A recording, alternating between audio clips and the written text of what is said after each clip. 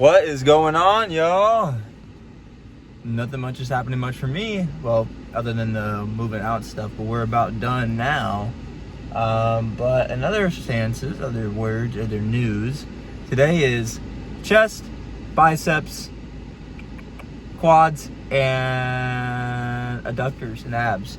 So, I got a lot of time today, so that's awesome. I got about like an hour and a half if I really wanted to. I'm probably not going to take that much time even, but there's just a couple machines I want to try in here, see how they feel. Especially, there's an upper chest one. It's a plate-loaded, it's like a hammer strength machine. But I think it meets more in the middle. So it starts like right here, and you're going like, boom. It's just very nice. So we're going to try that out today, see if it's good or not.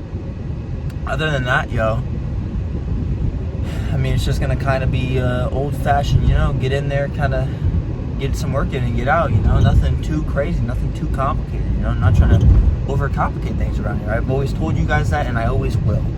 When it comes to the gym, don't overcomplicate things. Just like life, man. Don't overcomplicate things too much. I know as humans, we try to critically think about things, or we should try to critically think about things and use our brains. But when it comes to something like the gym, I say just get in there and just have a blast.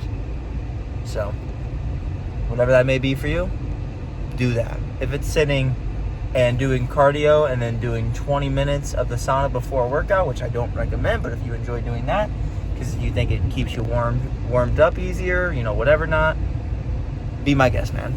I ain't gonna judge you. But if we work out, we ain't doing it that way. But I would just see you guys in the gym. Alright, first exercise for today is going to be an incline press chest machine right here. This is going to target the upper chest, a little bit of front delts, and a little bit of triceps, but main thing is keeping your elbows tucked. We're going to be training 2 sets today, and rather on this machine right here, I don't know what brand it is, but you've got to train lower than what you think you do, but don't have to go all the way up, just about right there is pretty good, and then you could just go all the way back down slow and train to failure for 2 sets.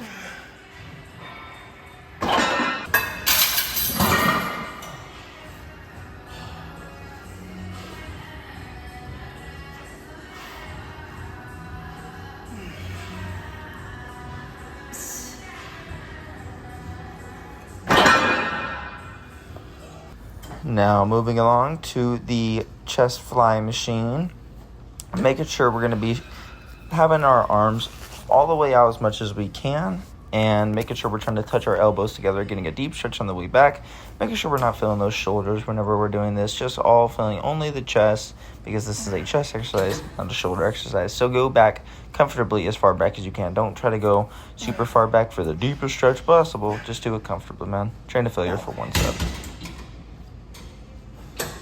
Moving along now to our biceps. This is going to be training a little bit of the brachialis and biceps and making sure you're training heavy and hard for 1 all-out set. So I like to do a little tiny bit of a swing, but I like to sit down because that eliminates a lot of the momentum and swinging that you do. If you're doing like a standing press or something, you might swing a lot more than you think you are. This just eliminates that. You're still going to swing just a little bit, especially if you're training heavy and hard. But like I said, train to failure for 1 set. Okay. Now we're focusing on only biceps, and you may see me do, let's see if I do it this rep, kind of bring my elbows up on it. Certain machines on Preacher Curl, you need to do that to get a good squeeze to the top. So if you have to, if it's not literally allowing you to just get that full kind of squeeze to the top, and you need to bring in up your elbows, that's fine. But if you're just swinging it, that's a different story. But just train to failure for 1 all-out set, and then we're going to change it to these short range of motion hammer curls to just get as much as we can out of the movement for 1 set.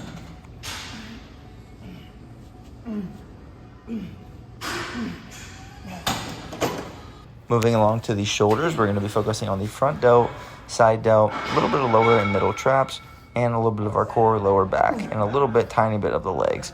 But we're going to be training to failure for 1 set. This is kind of just a mess around way. I wanted to see what I could do with 135, and I think I might keep it 135 for a little while now. I wish I got a better angle of the top, but this is going to be a lateral raise. I had to increase the weight here, so you're going to see me just in a minute do a couple more reps and then just switch the weight. But make sure you're training to failure for 1 set once again. Making sure you're leading with the pinky finger, if that makes sense. And then making sure you're trained to failure. Try to go as far up as top as we can. Not too far up because then you'll get more trap activation, which entirely I don't mind. But if you're trying to prioritize just your lateral head and your side delt, making sure you're just going about 90 degrees on the way up. And then train to failure for one set. And I like to do drop sets on these.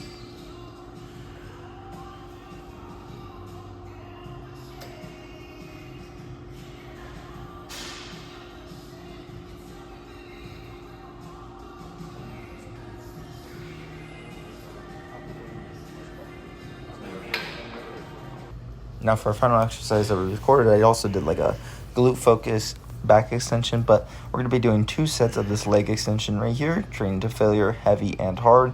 Make sure the back platform where you're sitting on is all the way back to get a deep stretch. And like I said, just training to failure, y'all. Nothing crazy, just exploding the way up. Try to get your feet to the ceiling.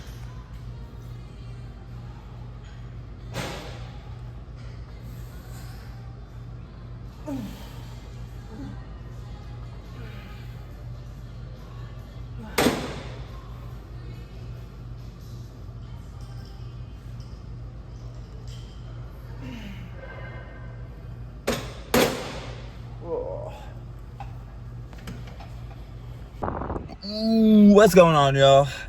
We're done. We are gonna get out of here. Great workout today, sponsored by God, the man above. Gotta love him. Does everything for us, gives us all the gifts, gives us our discipline, our strength. Everything that we go and get is from God, truly, right? He's gonna give you battles, he's gonna give you hardship, but he knows you can get through them. That's why you have him at the end of the day. Because without struggle, what kind of life are you living, dog? You know, truly, that's how I see it. Without struggle, there's literally no fun. If you had everything given to you, right? If you got a physique, right? If you could take, and I really think this speaks a lot about the person. Let's say 5 years down the road, you can get a physique that you would have in 5 years right now. Personally, yeah, it sounds cool to like get that right away. But like, that's just not fun. There's no process of it. There's no like spending all that time and dedication to it and like understanding the craft. And it's like, let's say this. You got the physique in 2 weeks, 3 weeks, 4 weeks, 5 weeks, whatever long. A lot of people lose it. Same thing with like $1 million. You either know how to get $1 million or you get $1 million on the table. Which one are you choosing? I'd rather choose how to make $1 million because then I can duplicate it. Same thing with, getting a physique. The process is the best part. You get good pumps, and then when you have a good pump with a good physique, it's like crazy. It's a crazy feeling. It's the best thing ever. And just with life, if there's, like I said, no difficulties, there's no reward, right? There's just a thing. And humans like solving things. Humans like doing things. So, just get out there and try your best, man. But that's really about it. I gotta learn the way back to my house now because I moved and everything, so I gotta learn. So I'm gonna pull up the maps and I'll see you guys later. Bye-bye.